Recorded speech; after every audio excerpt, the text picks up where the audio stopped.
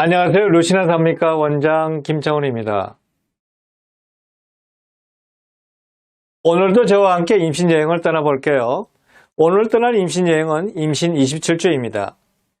오늘 또 여행에 앞서 간단히 어떤 변화가 생기는지 살펴보고 본격적인 여행을 떠나볼까요? 27주가 되면 태아는 청각이 발달하고 엄마의 감정을 교감하게 되죠. 그럼 엄마는 어떤 변화가 생길까요? 엄마는 체중이 많이 늘면서 혈압도 약간 올라가 임시성 고혈압이 생길 위험이 생깁니다. 아직도 출산 전까지 시간이 남았는데 이것저것 신경 써야 할 일이 많으시죠. 그래도 제가 차근히 설명을 드릴 테니 잘 따라와 주세요. 그럼 오늘도 태아의 성장과 발달부터 알아보러 가겠습니다. 우선 태아의 외형적인 변화부터 살펴보겠습니다. 태아의 몸 길이는 대략 35에서 37cm가 되고 체중은 약 900g에서 1kg이 되는데요. 피하 지방이 늘어나면서 점점 토실토실해진 신생아 모습을 하죠. 대부분의 외형은 거의 다 완성이 되어 이제는 조금씩 세밀하게 모습을 갖춰 나갑니다.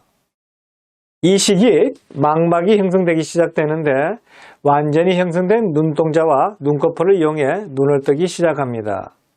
이렇게 눈이 발달하면서 시신경도 발달하는데 발달한 시각을 이용해서 앞을 보거나 초점을 맞추기도 합니다. 그리고 빛의 변화를 감지해 흑백의 빛을 구분하고 안구 운동도 가능해지죠. 또 다른 특징은 생식기의 발달인데요. 남아의 경우 고환이 내려오기 시작하고 여아의 경우는 난소의 난푸가 발달하죠. 이번에는 내부적인 변화를 알아보겠습니다. 태아의 시신경을 담당하는 뇌의 기능도 발달해 불빛이나 소리와 같은 자극에 고개를 돌리는 반응을 하는데요. 이 밖에도 귀로 가는 신경 연결망이 완성되면서 청각이 발달해 더욱 정확하게 들을 수 있죠. 태아가 들을 수 있는 소리의 범위는 우리가 생각하는 것 이상인데요. 엄마의 심장 소리, 먹는 음식을 소화하는 소리 같은 것도 전부 다 들을 수 있죠. 이렇게 태아는 엄마가 먹고 행동하는 모든 것을 같이 느낍니다. 이건 단순히 물리적인 것뿐만 아니라 감정도 같이 교감을 하는데요. 엄마가 기분이 좋으면 태아도 기분이 좋아지고 엄마가 우울하면 태아도 또한 우울하죠. 그래서 임신부가 스트레스를 받지 않고 지내는 데 중요한 이유가 바로 여기에 있습니다. 이 외에도 태아의 미각 또한 크게 발달합니다. 이렇게 태아의 몸에 일어나는 변화에 대해 알아봤으니 이번에는 임신부 몸에 일어나는 변화에 대해 살펴보겠습니다. 임신부 몸에 일어나는 변화는 사실 체중 증가와 호르몬의 변화로 인해 생기는 자연스러운 일이지만 어찌 보면 한 번도 경험해 보지 못한 여러 가지를 겪어 괴로우실 수 있는데요. 이러한 변화가 생기는 원인들은 알게 되면 막연하게 힘들고 괴롭다는 느낌을 견딜 힘이 생길 수 있죠. 그럼 27주에 겪게 되는 큰 변화와 증상들을 몇 가지 설명드리겠습니다. 저번 시간에도 언급한 내용이지만 갈비뼈에 통증 및 흉통이 나타날 수 있습니다. 태아가 많이 성장해 자궁이 갈비뼈를 치고 올라오게 되는데요. 그러면서 태아가 움직일 때 노골 아래쪽과 하복부에 통증이 올 수 있죠. 그렇지만 대부분 심각한 통증이 아니니 걱정하지 않으셔도 됩니다. 그리고 강한 태동을 느낍니다. 태동이 점차 심해지면서 몸이 힘들다고 느끼시는 분도 많은데요. 태동을 느끼는 것은 임신부에게 생명이 자라고 있으므로 실감하게 되는 일인데요. 어떻게 보면 엄마의 입장에서 태동을 느낄 때가 임신기간 중 감동을 느낄 수 있는 순간이기도 하죠. 이런 시기에 태아와 유대감을 가질 수 있는 태교나 태담을 한다면 장차 태어날 아기에게도 도움이 됩니다. 그리고 이 시기부터는 태아의 활동량이 늘어나 많이 움직이게 되니 놀라지 않으셔도 됩니다. 그 다음으로 많이 나타나는 증상은 체중 증가와 함께 혈압이 약간 올라갑니다. 7개월부터는 체중이 늘어나고 몸이 붓게 되면서 혈압도 같이 약간 올라가게 되는데요. 이때부터는 임신성 고혈압이 생길 수 있으니 각별히 신경을 써야 하죠. 마지막으로 다리에 부종이 오고 밤에 쥐가 자주 납니다. 커진 배로 인해 하복부를 압박하면서 다리에 부종이 생기거나 대퇴부 정맥을 압박해 밤에 쥐가 나기도 합니다. 이럴 때 사실 특별한 해결책은 없고 다리의 피로도를 줄이고 혈액순환이 되게 돕는 방법이 최선인데요. 다리를 심장 높이보다 높이 올려놓거나 마사지를 해서 혈액순환에 도움을 주는 행동을 통해 정상을 개선시키는 것이 좋습니다. 임신부의 몸의 변화에 대해서 살펴봤으니 그럼 건강관리와 생활수칙을 알아보러 가볼까요? 우선 가장 중요한 순서대로 알아보겠습니다. 첫째, 똑바로 누울 때 숨이 찬다면 왼쪽 옆으로 누워 자는 것이 필요합니다. 이 시기에는 불러온 배로 인해 똑바로 누워 자는 것이 힘든데요. 특히 임신 중후기에는 똑바로 누운 자세가 임신부와 태아 모두에게 좋은 자세는 아닙니다. 커진 자궁이 척추를 따라 대정맥을 압박해 혈액순환을 안 좋게 하기 때문인데요. 일반적으로 옆으로 누워 자는 자세를 추천하는 이유는 이런 자세를 취했을 때 신장이나 태반에 공급되는 혈액량이 늘어나면서 혈액순환이 좋아지게 되죠. 왼쪽 옆으로 누워 자는 것이 가장 이상적인 자세이지만 사람에 따라 편한 정도의 차이가 있죠. 그래서 사실 엎드려 자는 자세를 제외하고 본인에게 편한 자세를 찾아서 자는 것이 좋습니다.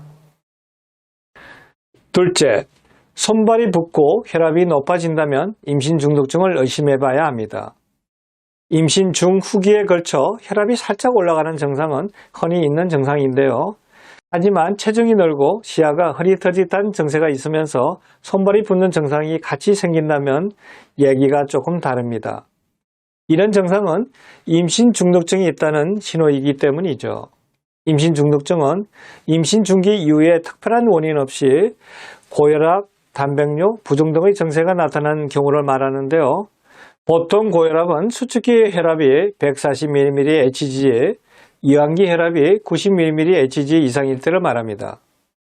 단백뇨가 나오고 몸이 심하게 붓는다면 서둘러 병원을 내원하여 조기에 치료를 하셔야 합니다.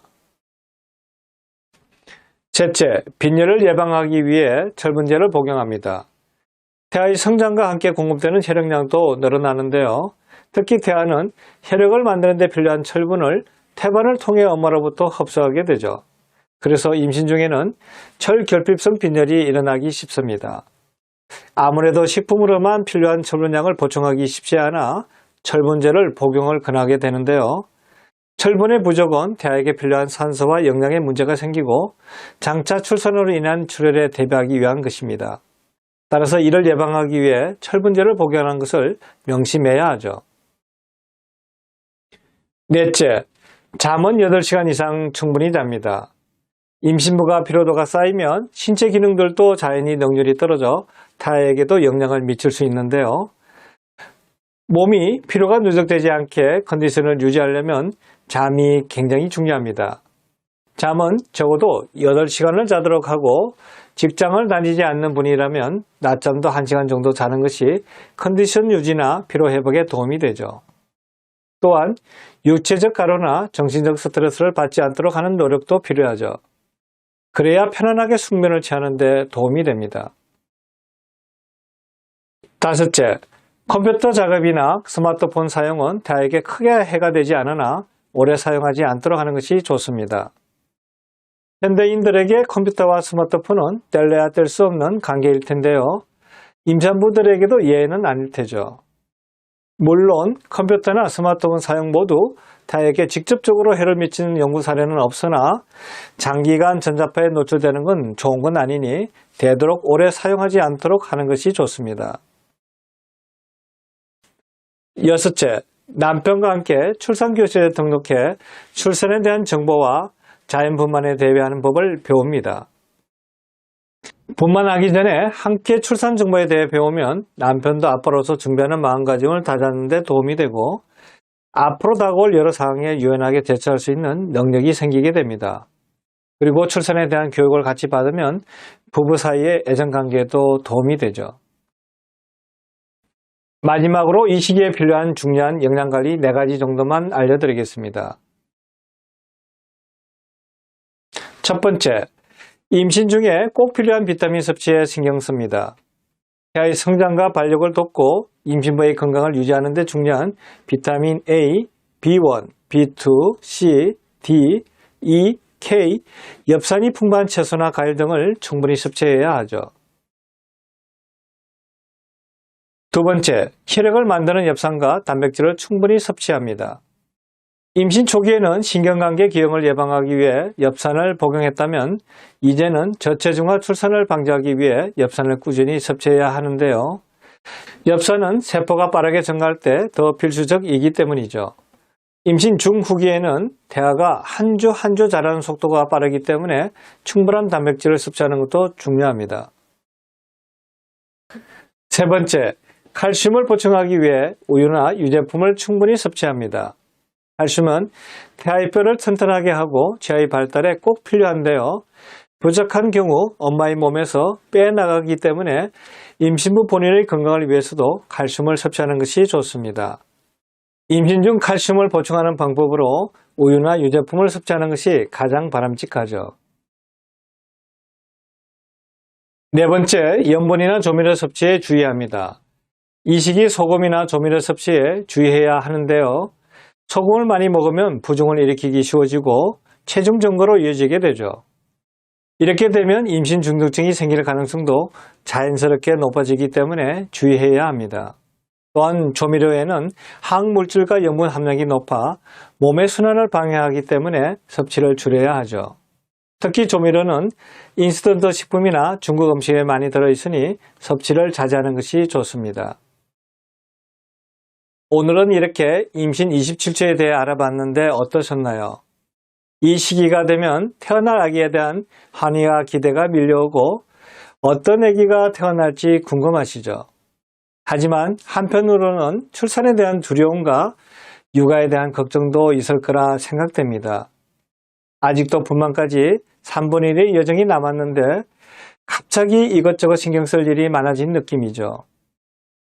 아기는 혼자만의 힘으로 키우는 게 아니니 혼자 모든 것을 감당하려 하지 말고 남편이나 식구들과 이런저런 이야기를 나누면서 공감대를 형성하는 것이 중요한데요. 특히 남편도 아기가 태어나기 전부터 아이와 같이 교감을 할 수 있고 임신 과정과 출산에 대한 내용을 같이 공부할 수 있도록 출산 교실을 함께 다니는 것이 좋죠. 그렇게 되면 임신 중이나 분만 시 겪게 되는 여러 상황에 우왕좌왕하지 않고 대처할 수 있는 능력이 생기기 때문입니다. 또한 아빠도 아기를 맞이하고 가족에 대한 책임감도 점차 커지겠죠. 그럼 다들 건강한 임신 생활을 하길 바라며 오늘 강의는 이만 마치겠습니다. 오늘도 행복하세요.